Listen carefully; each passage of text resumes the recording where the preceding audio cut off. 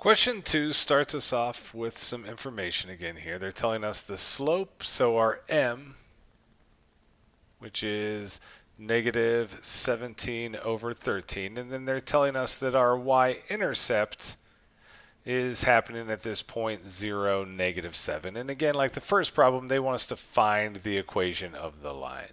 So we're still using our y equals mx plus b formula. And the cool thing about this one is they gave us all the pieces we need, because the m is the slope and the b is the y-intercept. And so putting together our final answer here, we would have y equals, well, the slope they gave us, the m they gave us, is negative 17 over 13. Leave that x in there, and then the b value, the y-intercept, is the y value off of the y-intercept they gave us. So the b value is always that. So that's just going to be minus 7. So as long as we know what all the pieces mean, it's a pretty easy problem.